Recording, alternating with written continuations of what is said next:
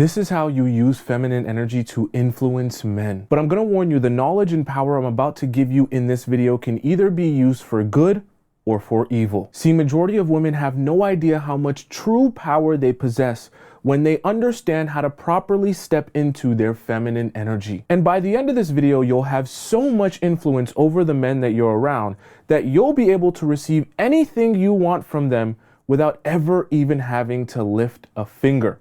Let's begin. As we begin, I want to give you an analogy that will help crystallize everything that we're going to discuss today. So this analogy is going to be about the king and the queen. So let's say, for the sake of example, we're in a land far, far away, back in time. And in this land far, far away, there is a king ruling over his kingdom. Now, this kingdom comprises of knights, there's peasants, there's servants, there's other, I guess we could say, kingsmen, people that are high in the council, as they would say. I don't know, I don't watch Game of Thrones. So it comprises of all of these different types of people that are in the kingdom that are all serving the king. Meaning, when the king says, it's time for us to go to war, they go to war. When the king says, hey, we're going here, we're doing this, they go here, they do this. Why? Because the king rules the kingdom. He has control over everyone in the land, so to speak. Now, I want us to think about something very interesting. I'll start off by asking you, if the king rules the kingdom, who's in control? You would say the king, right? But let's think about this. The queen talks to the king about the things that are also important to her. The queen mentions to the king things that she thinks he should do, or directions that she thinks he should take. Let me give you an example of that. Let's say the queen comes to her king and says, that one night that's your favorite night, that he says he loves you, he says he loves this kingdom, he says he loves his country. I have information that that night has been going behind your back and committing treason in the kingdom. You need to deal with that. I don't think this is someone you want in your kingdom. This queen has influence over her king because the king listens to his queen, takes into account what she has to say, and also her happiness is important to him, right? So he says, oh, that night's committing treason, I'm going to go investigate, okay? And even when he does investigate, he's influenced by the fact that his queen says he's committing treason. Or let's say this queen says, I just don't like that night. You need to get rid of him. You need to do something about him. All of a sudden, this king is taking action on this night in this kingdom and saying maybe he unalives him in front of the entire kingdom because of the influence that the queen has on him. So why do I give you that example? Because I started off by asking you, if the king is ruling the land, then who is in control? And a lot of you would probably say the king. But when we think about it, if the king is in control, but the queen has the ultimate influence over what actions the king takes, who's actually in control? The reason I give this analogy is because I want you to understand this is how your feminine energy works. Your job, right, is to utilize your feminine energy to create influence over men that will inspire them and motivate them to take particular actions that you don't have to ask them, force them, or twist their arm to do. Now we're going to discuss influence and how influence works on a more detailed scale. So we have men here in the middle, and I want to discuss 4 different elements of external force that will be imprinting on men constantly that will allow you to use your feminine energy to influence them. So these 4 aspects are choice, desire, seeds, and reward. Now, we're going to cover each and every one of these and give detailed examples of them. So don't worry, I'm not going to explain all of them right now. But what I do want you to understand as it relates to influence is each one of these, take notice, have nothing to do with being more of a man. I don't want you to think that true feminine influence is about looking and seeing what does a man do, how does he act, how does he talk, and how can I outdo him at his own game. I gave you that analogy of the queen at the beginning for a reason. The queen's job is not to do what the king does. The queen doesn't go out and unalive people. The queen doesn't go out and execute her rulings amongst the knights and the peasants and the servants. All the queen focuses on is her influence over the king and allowing the king to take action. The reason I say that is because I want you to understand your true influence is not in trying to outdo men. I do not want you to become brainwashed by how society is going to shove down your throat that the way to get back at men is to be more like men or to outdo their own game on them. Oh, you know, he sleeps with a bunch of people and he plays games and he's floppy and he's this and that. Oh, so I'm going to do the same thing. I'm going to talk just like them. I'm going to act just like them. I'm going to sleep with whoever I want. I'm going to be That's not your game. That's not even the way that you're going to properly be able to execute your influence on men. Let's start off with choice. I'm going to give this example, and I want you to really answer to yourself, whether you're in your room watching, on the toilet, in your bed, even if you're in the shower. I want you to answer to yourself, which one sounds like a better choice? Let's say, for the sake of example, today I am helping you decide what to wear. So I give you two options of shirts that you can wear. The one shirt is a red shirt with holes in it. It's worn out, it's smelly, it's stretched out, it's oversized, not in a good way, like in a homeless way. And it just overall looks gross. That's choice number one that you can choose to wear today. The second choice of shirt that I give you is a black shirt that is clean. It smells good, like it's fresh out of the laundry. It's fitting, it's nice and sexy and flattering on your figure. Which shirt are you more likely to choose? Obviously, a lot of people will say, I am more likely to choose this black shirt because I feel like it would be a better choice. So you put on the black shirt and you're like, this is the choice I would choose because it makes no sense for me to wear this red worn out shirt.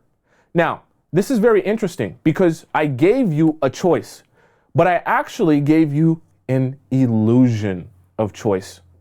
Because even though I gave you two different options, there really was only one real option that most people were going to choose unless you have some weird thing going on where you like looking homeless, right? And so my understanding of how I can present two different options to you that will persuade you into choosing one option in particular is how I execute influence on you without actually telling you what I want you to do or making you feel like I'm forcing you to make any one in particular choice. Do you see how that works? Okay, this is illusion of choice.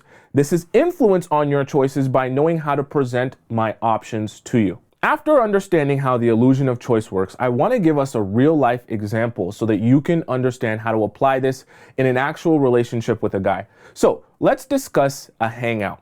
So the man that you're talking to has two different options. He can either ask you to hang out the day of, or he can plan ahead, schedule the date, think in detail about what he wants to do and how he wants to do it, and be thoughtful in the way that he plans this date. Those are his two options.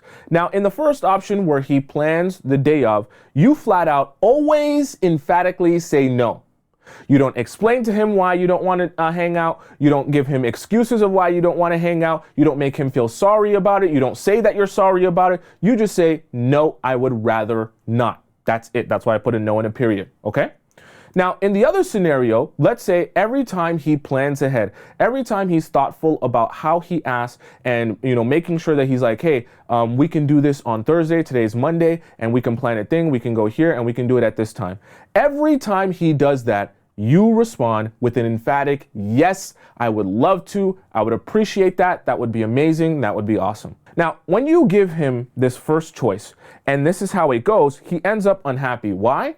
Because his desire, as we talked about earlier, for you and to have access to you is not satisfied because he's not going to get to see you. He's not even going to get an explanation of why he's not going to get to see you.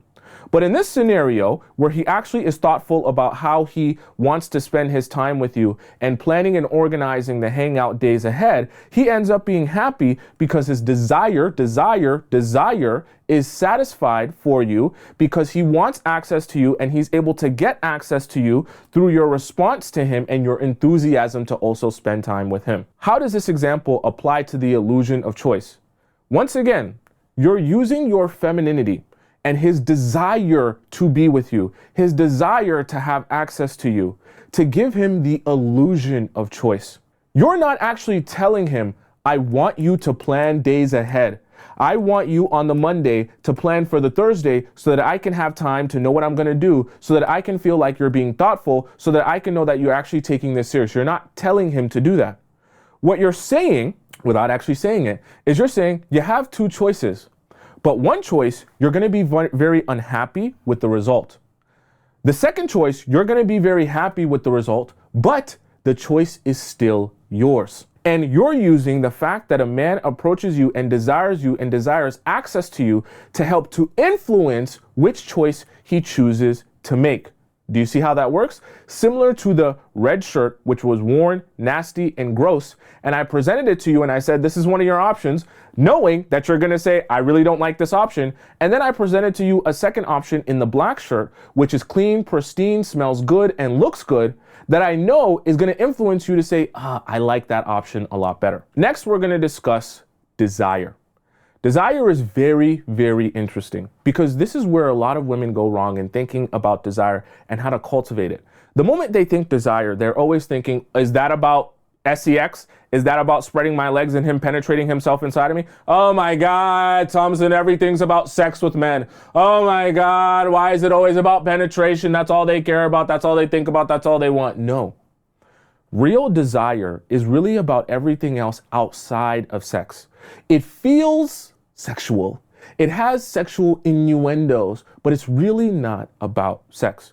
I put down here just some of the things that cultivate and build desire. Your body language, the attention that you're giving someone. When I say attention, I mean making that person feel special. You know, when you're talking to someone and when you're talking to them or you're sharing something, they're making you feel like you're sharing the most important thing in the world. Versus when you're talking to someone and they look very disinterested in what you have to say. They're looking at their phone, they're looking, behind you, they're looking at all the surroundings around you, and you just feel like, you're not really paying attention, you don't really care, this doesn't really make me feel special, this interaction. Your words, okay? Your words of affirmation, especially, which we're gonna talk about in a little bit. Your gaze, meaning just the way that you look at a guy, because the way that you look at someone will also tell them how much attention you're paying, which will also help them feel special or very unspecial. Your touch, which also goes along with your body language, your touch on yourself and your touching on him. It doesn't have to be inappropriate, right? The pace, when I talk about pace, I'm talking about the pace of your words, right? And the pace at which you speak. You can speak at 1,000,000 miles a second, and you're talking so frantically that it looks like you're anxious and you have a lot of anxiety, and it's going to give him anxiety because you're talking so fast. Or you could slow down your pace. You could relax your tone. And then as you're speaking to him, you're also showing him and making him feel that same level of relaxation. Okay?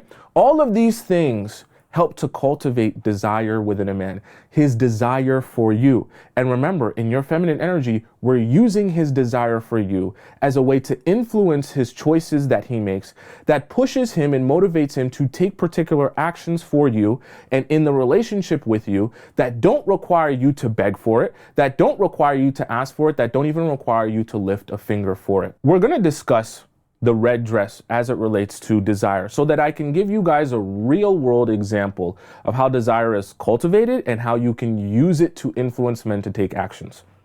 So let's say in this mall that you go to with your man, there is a beautiful red dress there, very sexy, very seductive, and you look amazing in this red dress. Your goal here is to influence him to make a connection between you and this red dress, that he has a desire to buy this dress for you. So what do? When you go to the mall and you see that red dress, you say, oh my God, look at that red dress.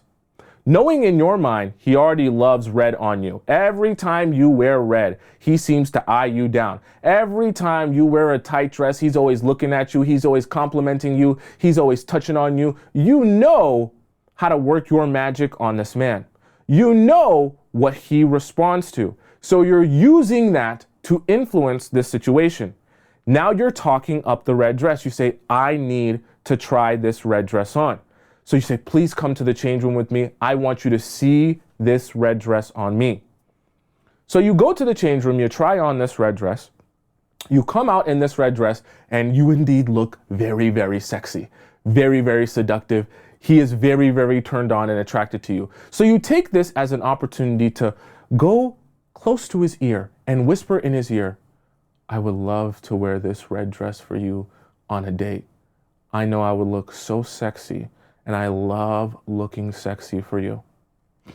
I know after we come back from our date, when I'm wearing this red dress, you're gonna be so turned on, we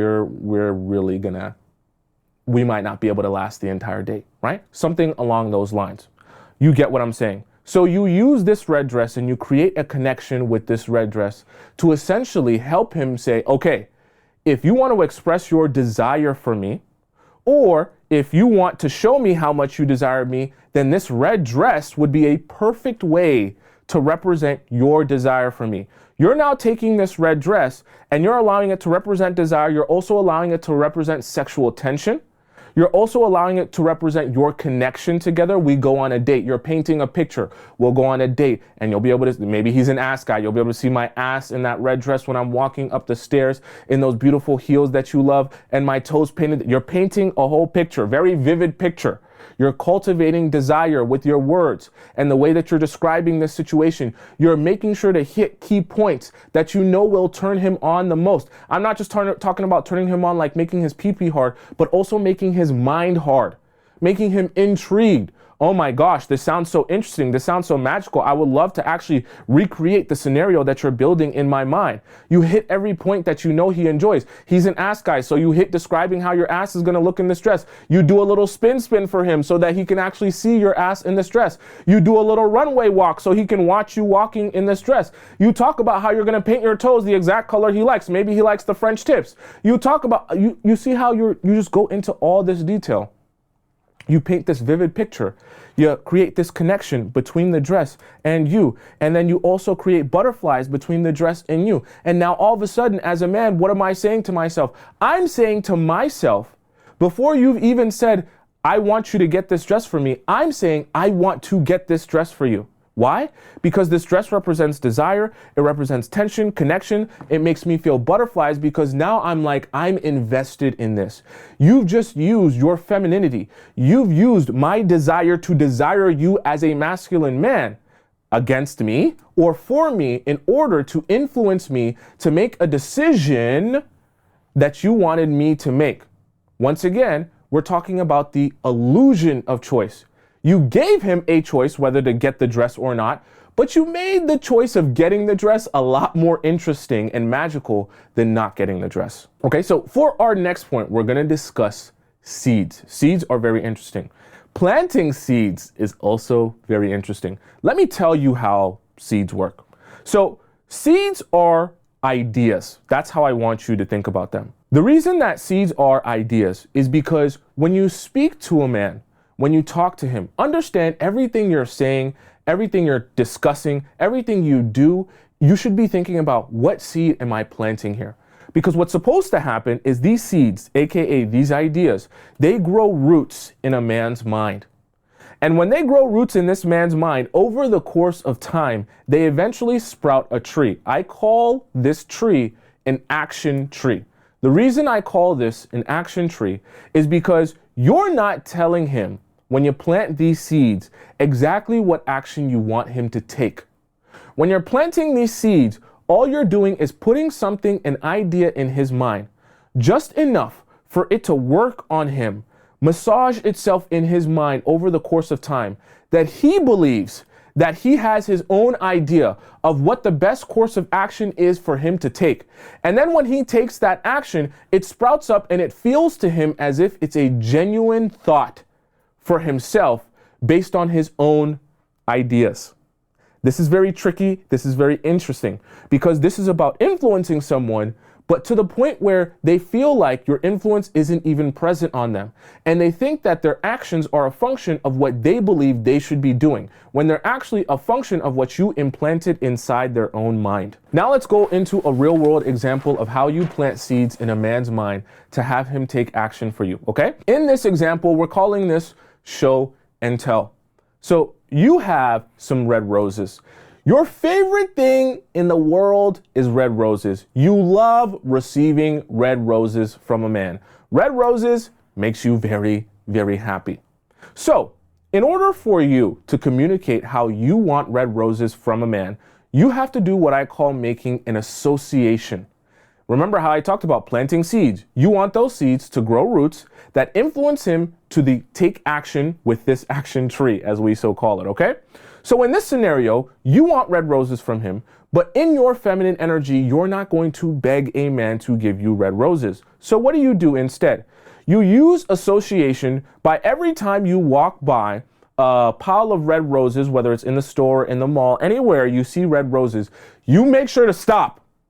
And you make a big deal about it, that you're extra, as the kids say. And you're smelling the roses, you're telling him, oh my God, every time I see red roses, it makes me so happy. I can't believe how beautiful these look. Look at these, they're red, they're awesome, they're amazing. You go through this whole spiel and description of how they smell, they make you feel amazing. They take you to this place that's so magical, you don't know how. They do these things to you, okay?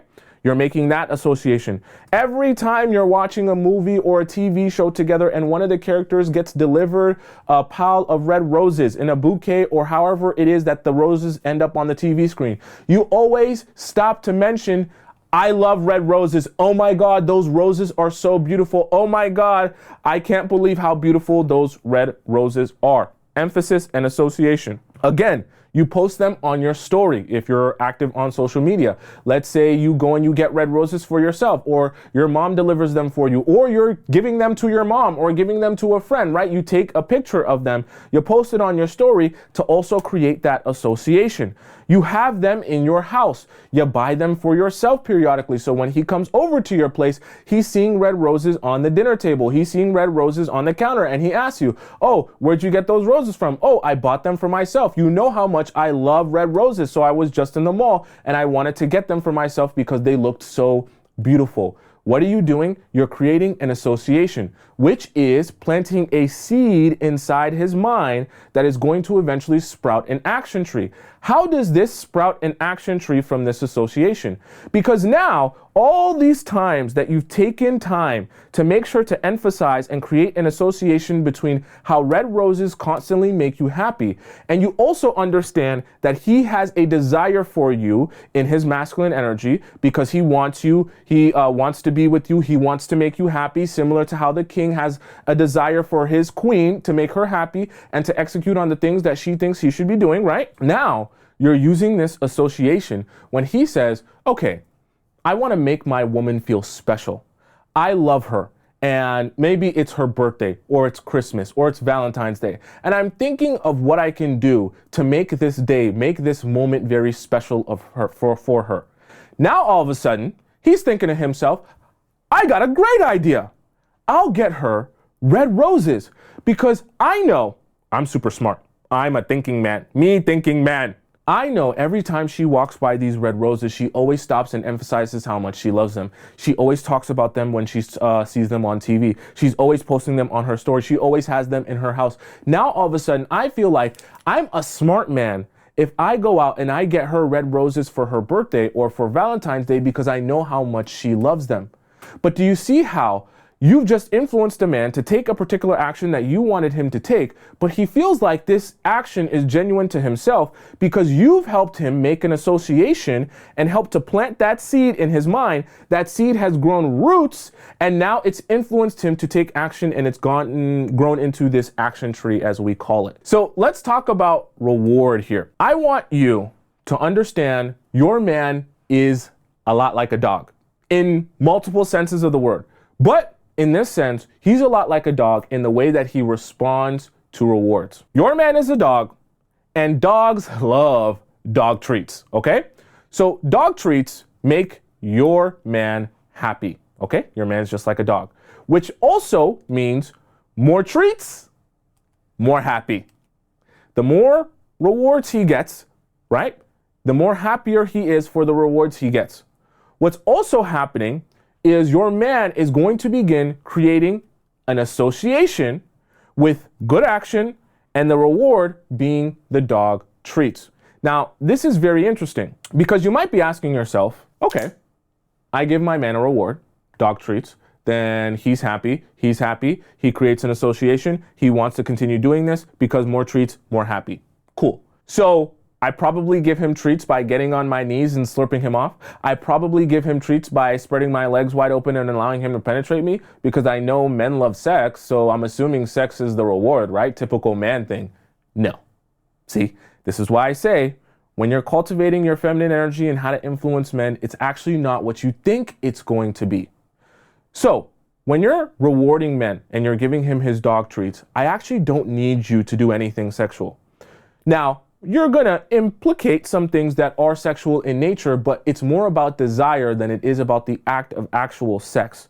What I mean by that is there are two elements of reward that I want you to focus on: your words and your attention. Those two categories are really what are going to be the crux of how you create reward for a man that actually feels like a reward to him, that helps him create this association between reward and good action, that gives him those dog treats, that makes him such a happy, happy dog. We're going to discuss a car fixing as the real world example. So you have a car problem. Let's say something's wrong with your radiator. I don't know how cars work. Let's just say something's wrong with your radiator. You're describing to him this issue you've been having with your car and you really don't know what to do. He says, I know a thing or two about cars. Don't worry about taking it to the mechanic. I'll come over to your place tomorrow. I'll fix your car. It's probably just something small. I'll get it done for you. It's an easy peasy fix, okay? So he comes over and he starts fixing your car. This is where you make emphasis on giving him his dog treat. Because at this point, he's now just gone out of his way to take action for you. So you need to freeze frame this moment so he never forgets it. So as he's working on your car, you come outside and you just look him up and down. You're like, oh my God. And he's like, what's going on? Are you okay? You're just like, I don't know what's happening to me. You just look so sexy right now. Like the way you came over and just handled the situation, and I'm watching you out here working on this car, and I don't know what it's making me feel very tingly, and you just look so sexy right now, like handling this situation for me and doing this for me without me even having to ask. I can't tell you how attracted I am to you right now. And you just look at him like you're looking at a piece of meat, like you're literally soaked, like you can't believe how turned on you are right now. You're using your words and you're using your attention to emphasize this moment to give him his dog treat in your femininity, okay? Now, as you do this, he obviously is very happy. You're freeze framing this moment. It's very hard to forget when your girl is telling you how extremely turned on she is by you in whatever it is that you're doing. It also makes him feel like, well, if I want to continue turning my woman on like this, if I want to continue feeling like the man, because she's affirming me like crazy, she's affirming me way more than she ever would regularly affirm me. I'm emphasizing this moment because this moment is a dog treat for me. I love the feeling of my woman telling me how amazing I am, how much of an amazing job I'm doing, how much of a manly man I am, how soaked and wet she's getting. I feel like $1,000,000. I feel like I could run through a wall. This is great though. So as you're doing this and he's receiving that dog treat, and you continuously do this over and over and over again, anytime he begins to take action for you or go out of his way for you, you're creating an association in his mind. He's continuing to associate that feeling of feeling like a man through your affirmation and through your attention of saying, oh, I want to continue finding ways that I can get that feeling again. The same way, right? This is why I say your man is like a dog. A dog associates good behavior with dog treats. So when a dog understands every time I do this particular behavior, I receive dog treats, your dog is much more inclined to continue doing that behavior in search of the dog treats. This is why I say you're using your femininity to influence him to make a choice that's not really a choice. The choice is you influencing him in a certain direction based on what you understand his already existing nature to be. The same way, when you want a dog to take particular actions, you give him treats and rewards for taking the action that you want him to take on a consistent basis. Selection. Now I'm going to warn you, everything we've discussed here is extremely important, but I'll be honest with you, this is the most important part of everything that we've discussed. If you mess this part up, nothing else will matter. I want you to think of yourself like a Venus flytrap. The reason for that is in your feminine energy, you are meant to be receiving from men. You are not meant to be desperate for men. You are not meant to be on the hunt for men. The mistake that a lot of women will make is they'll listen to a show or a video like this, and they'll say to themselves, I have in my mind exactly the man that I want to execute all of this on. I'm gonna go out. I'm gonna find him at work, at a party, at the club, and I'm gonna utilize all of these things that I learned from this stupid YouTuber that seems to know what he's talking about a little bit. And I'm gonna execute it on him. And I'm gonna take this guy who has not noticed me, who has not texted me, who has not seemed interested in me, who hasn't even flirted with me. And I'm gonna make it so that that man is deeply in love with me, who wants everything to do with me and wants to make me his wife. You have now left your feminine energy and you have entered masculine energy. Do you understand what I'm saying? Because you're no longer acknowledging that in your feminine energy you are meant to receive from men. You are now saying, I am on the hunt to find a man that I am going to utilize this spell on, and it must work. You are in your masculine energy. What I want you to start doing is understanding how to select men to cast your spell on, and understanding how to allow men to present themselves to you that they are ready for you to cast your spell on them. You are a Venus flytrap. The Venus flytrap doesn't move, it doesn't shake, it doesn't try to get attention. All it does is exist and allow the flies that are attracted to the Venus flytrap to enter the Venus flytrap. Then, once they qualify themselves by entering the Venus flytrap, it snaps shut, it closes, and it works its magic. Okay? This is why I say you can use this knowledge and power for good, or you can use it for evil. Because when you understand this, and when you meet men, and you cultivate the skill and the ability to be self-aware enough to say, I am only going to work my magic on the men who have selected themselves through their own attraction to me, their own desire for me, and the fact that they're approaching and coming to me like a Venus flytrap. When they select themselves, I will work my magic on those men to receive anything I want from them. Are we on the same page? Your job is not to say, I am selecting the men who I want to work this magic on, who I want to cast this spell on, and hoping that my spell will work on them. It doesn't work like that. There will be men who are immune to your spell. That's just how life works. Not everyone is going to be loved by everyone. That's just how it works, no matter who you are. But there will also be men who are very, very, very, very capable of being under your spell. And they will even select themselves through the way that they will approach you. And it's very important to recognize the difference between those type of men and to only select the men to work your feminine magic and energy on to influence them who have selected themselves.